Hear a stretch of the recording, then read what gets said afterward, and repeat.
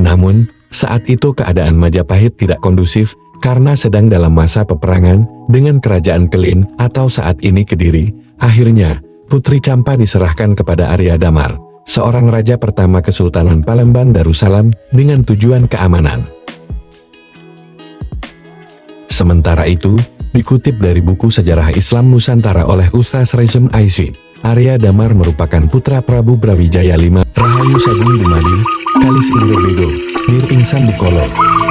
Dalam perjalanan hidup manusia mengantarkan aktivitas tulis-menulis yang menjadi bagian hidup manusia. Tulisan-tulisan yang mampu merubah peradaban. Karena setiap tulisan memiliki jiwa yang hidup di dalamnya. Selamat datang di channel YouTube Katurangan Alam.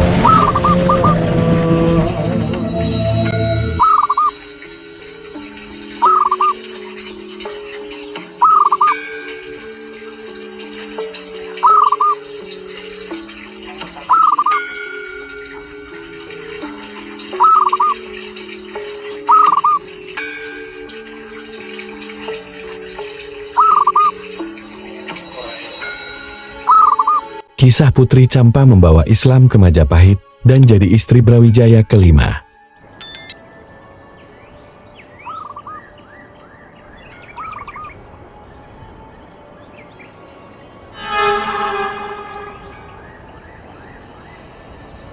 Kisah Putri Campa membawa Islam ke Majapahit dan jadi istri Brawijaya kelima. Putri Campa merupakan istri dari Raja Majapahit terakhir, yaitu Prabu Brawijaya kelima. Putri Campa secara tidak langsung adalah sosok yang mempelopori Islamisasi di Majapahit.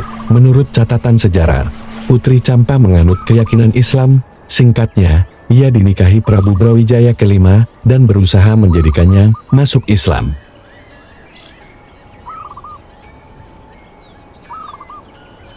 Namun, sayangnya hingga akhir hayat hidup sang Raja Majapahit, ia gagal menjadi seorang Muslim. Meskipun gagal mengislamkan raja, tetapi Putri Campa memiliki status penting dalam memudahkan Islam untuk masuk bagian dari kerajaan Majapahit.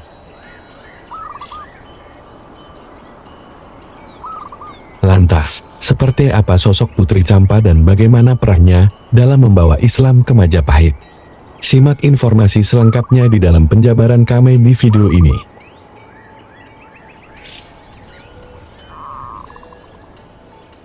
Menyadur buku Tionghoa dalam pusaran politik yang ditulis oleh Ben J. Setiono, Putri Campa merupakan perempuan yang didatangkan oleh Sunan Ampel untuk dihadiahkan kepada Prabu Kertabumi atau Brawijaya V, dan diketahui bahwa Putri Campa memiliki nama asli Dewi Cem. Ia merupakan putri bangsawan Cemboja yang terkenal dengan nama Putri Cempo Campa dan menganut keyakinan Islam. Upaya Sunan Ampel menghadiahkan Putri Campa kepada Prabu Brawijaya V dilatar belakangi keinginan membobol pertahanan Majapahit yang kala itu bercorak Hindu-Buddha. Cara tersebut berhasil hingga akhirnya Prabu Brawijaya V menjadikan Putri Campa sebagai istrinya. Saat Putri Campa sedang mengandung 3 bulan, banyak yang meramalkan bahwa putranya kelak akan menjadi raja besar di Jawa. Namun, saat itu keadaan Majapahit tidak kondusif karena sedang dalam masa peperangan dengan kerajaan Kelin atau saat ini Kediri. Akhirnya, Putri Campa diserahkan kepada Arya Damar, seorang raja pertama Kesultanan Palembang Darussalam dengan tujuan keamanan. Sementara itu, dikutip dari buku Sejarah Islam Nusantara oleh Ustaz Rezem Aisy, Arya Damar merupakan putra Prabu Brawijaya V. Ketika Putri Campa diserahkan kepada Arya Damar, tak lama lahirlah seorang putra bernama Raden Patah. Raden Patah kemudian menjadi anak tiri Arya Damar karena statusnya telah bersuami dengan Putri Campa. Sedangkan, jika Prabu Brawijaya V tidak memberikan istrinya kepada Arya Damar, maka Raden Patah statusnya menjadi adik dari Arya Damar. Hal tersebut dikarenakan Arya Damar juga putra dari Prabu Brawijaya V. Peran Putri Campa dalam Islamisasi di Majapahit. Dikutip dari dua literatur yang berbeda, yaitu Jurnal Resistensi Perempuan dalam Babat Tanah Jadi Kajian Feminisme dalam Sastra Tradisional oleh Bayu Aji Nugroho dan Alfian Rohmansyah, dan buku Wali Songo, 9 Sunan oleh Nur Al, pada tahun 1443 Masehi, Putri Campa merupakan perempuan yang dihadiahkan untuk Raja Majapahit berdasarkan ide dari Sunan Ampel. Sunan Ampel sendiri juga diketahui sama-sama berasal dari negeri Campat. Sunan Ampel memiliki nama asli Raden Rahmat, yang merupakan putra dari Syekh Ibrahim dengan adik dari Putri Campa, sehingga secara tidak langsung ia merupakan keponakan dari Putri Campa. Masyarakat negeri Campa dikenal dengan penganut agama Islam, maka tak heran jika Putri Campa pun beragama Islam.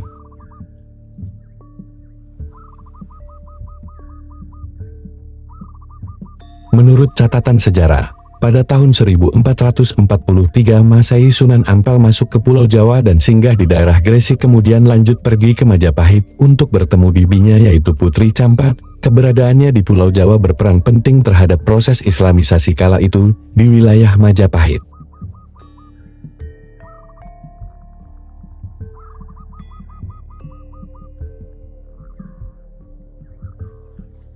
Diketahui bahwa Prabu Brawijaya V kala itu mengangkat Raden Rahmat menjadi Sunan di Ngampel, sehingga kemudian dikenal dengan sebutan Sunan Ngampan atau Sunan Ampel.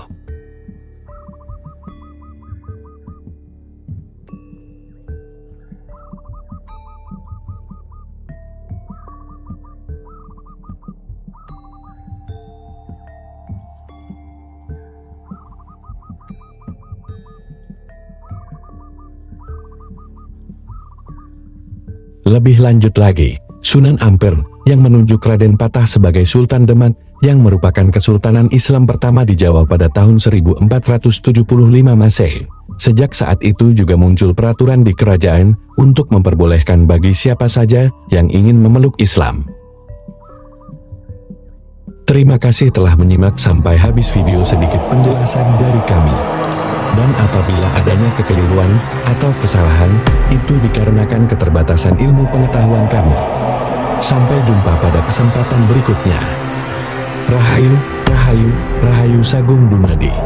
Kalis ing Rebedo, Nir ing Sambikolo.